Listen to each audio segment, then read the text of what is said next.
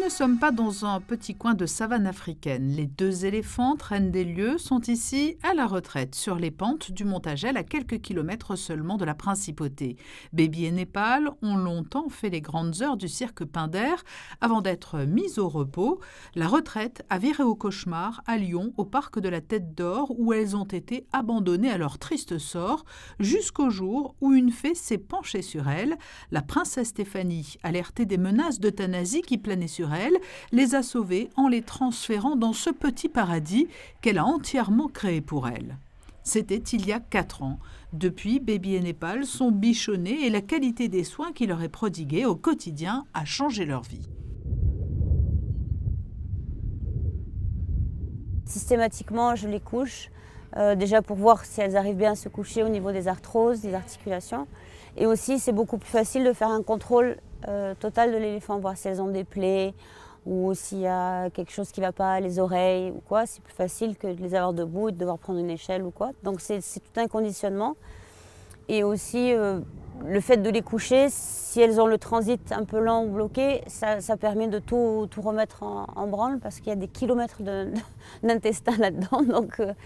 Donc voilà, après, pour les coucher, c'est aussi pour pouvoir les brosser, pour enlever toutes les saletés de la nuit. On les lave, on les passe au gel avec la chaleur énormément, justement pour qu'elles puissent se mettre du sable, que ça colle mieux pour les protéger des parasites. Voilà, après, mais tout ça, ça prend du temps pour les conditionner parce que justement, où elles étaient avant, elles n'avaient pas ça. Donc c'est de les habituer, de les mettre en confiance, qu'on ne va pas leur faire de mal et que ça va bien. Et justement, c'est en prévention de ne pas avoir les soigner, où là, ça peut être traumatisant avec des injections ou des choses plus difficiles, quoi. Et les résultats sont là. En 4 ans, l'apparence de Baby et Népal n'est plus la même. Les changements se voient à l'œil nu. Le premier qui saute aux yeux, c'est la pilosité de notre Baby. Elle est arrivée, elle avait des poils qui étaient très incrustés puisqu'en fait les installations et les méthodes d'élevage auparavant ne permettaient pas de les doucher, de les brosser régulièrement. Et donc il a fallu faire tout ce travail pour faire ressortir à nouveau les poils qui étaient incrustés. Et maintenant on a un véritable mammouth. Et la deuxième chose, c'est qu'elles ont repris de l'état corporel, qui est lié certes à un certain embonpoint, mais aussi à une belle musculature, parce qu'ici c'est pentu, on est en montagne, et les éléphants font énormément d'exercices toute l'année. Donc sont aussi les tondeuses écologiques de la propriété, et donc elles se baladent, elles prennent soin aussi de tondre l'herbe un peu partout, donc elles ont des grands déplacements et donc ça contribue beaucoup à leur bien-être. 2 soigneurs et le célèbre dresseur de cirque Marcel Peters se relaient avec la princesse Stéphanie pour assurer les soins quotidiens de Baby et Népal. La complicité est évidente.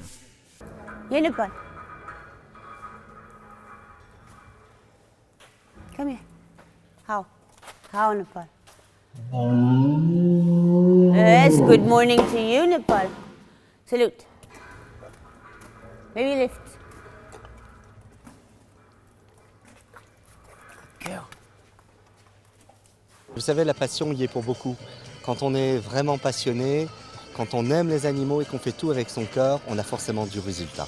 Et je veux vous dire, ce qui est important, c'est que la principauté de Monaco, Monseigneur, mais également la princesse, ont compris l'évolution qui était en train de se faire par rapport aux animaux, par rapport au cirque. Le cirque doit conserver ses animaux, mais en effet, les choses évoluent et il faut tenir compte de cette évolution. Et je dirais la princesse est quelqu'un qui a su observer et puis surtout mettre en application des choses essentielles qui permettront au cirque traditionnel de continuer. La vie de la princesse Stéphanie a elle aussi été chamboulée par Baby et Népal. Les 2 éléphantes sont arrivées à un moment charnière pour elles. C'est arrivé vraiment au bon moment dans ma vie où mes enfants ont grandi, ils ont pris leur envol.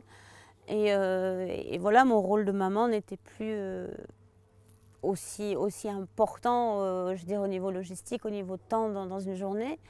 Donc c'est vrai que Baby et Népal sont arrivés à un moment dans ma vie où voilà, on avait besoin l'une de l'autre pour un certain équilibre. Et je pense que c'est pour ça aussi que ça a fonctionné.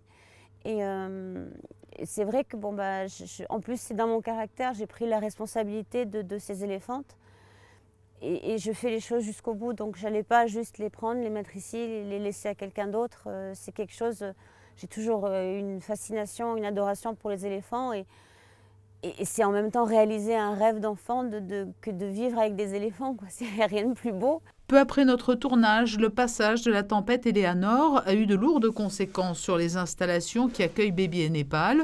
Le toit en toile qui abrite leur grand espace de vie extérieur a été arraché. L'association Baby et Népal, qui se charge de trouver les moyens d'assurer le quotidien des 2 éléphantes, lance un appel aux dons pour changer la structure.